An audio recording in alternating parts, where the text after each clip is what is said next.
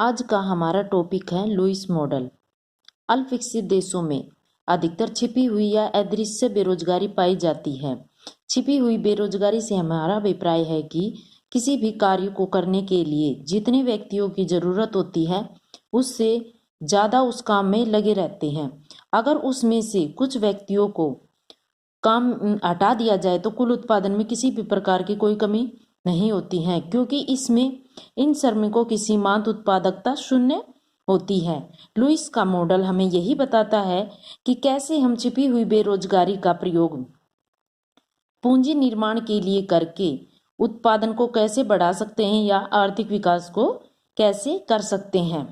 तो इसी में आर्थर लुईस ने अपना एक लेख economic development with unlimited supply of labour दिया है, जो यह बताता है कि कैसे हम अल्प विकसित देशों की अपनी असीमित श्रम शक्ति का प्रयोग पूंजी निर्माण के लिए करके आर्थिक विकास को कैसे बढ़ा सकते हैं। ज्यादातर अल्प विकसित देशों में पूंजी की कमी पाई जाती है। इन देशों में निवेश की लगभग दर बहुत ज़्यादा कम होती है। अगर इन देशों में निवेश की दर को बढ़ा दिया जाए तो पूंजी निर्माण की दर में वृद्धि की जा सकती है। मान्यताएं। अल्प विकसित देशों में जनसंख्या का घनत्व बहुत ही ज़्यादा पाया जाता है। उनकी सीमांत उत्पादकता कम होती है।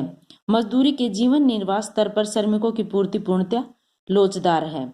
अर्थव्यवस्था में दोहरापन पाया जाता है, यानी कि पूंजीवादी क्षेत्र होता है, पिछड़ा प्राथमिक क्षेत्र होता है, या इसको हम कह सकते हैं कि निर्वाह क्षेत्र होता है।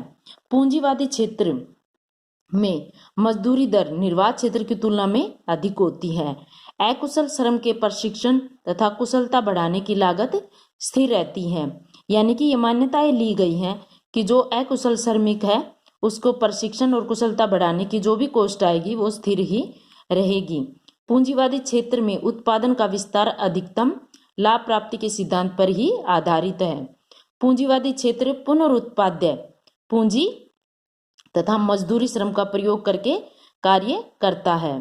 पूंजीवादी क्षेत्र की तुलना में निर्वाह क्षेत्र में प्रति व्यक्ति उत्पादन काफी कम रहता है।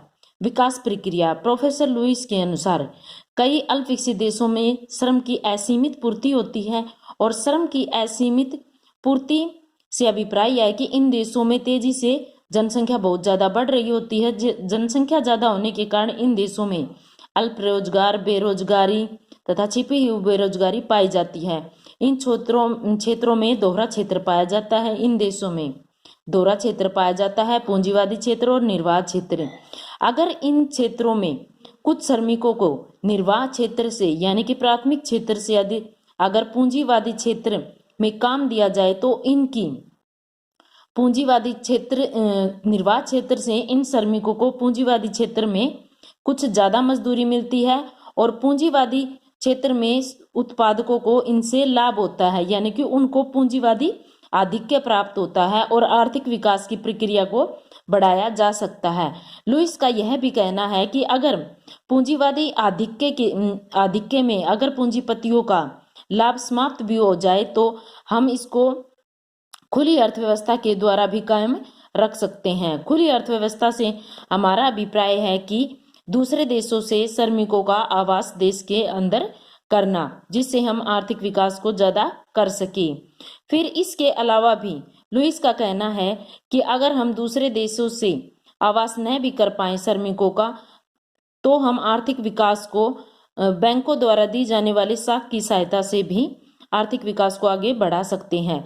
आर्थिक विकास में बैंक साख के कारण, उसके विस्तार के कारण कुछ टाइम पीरियड के लिए तो मुद्रास्फीति हो सकती है, पर एक समय के पश्चात उत्पादन में वृद्धि होने के कारण मुद्रास्फीति स्वयं ही समाप्त हो जाएगी और आर्थिक विकास की प्रक्रिया अपने आप ही गति प्राप्त कर जाएगी, यानी कि आर्थिक विकास को हम ऐसे बढ़ा सकते हैं।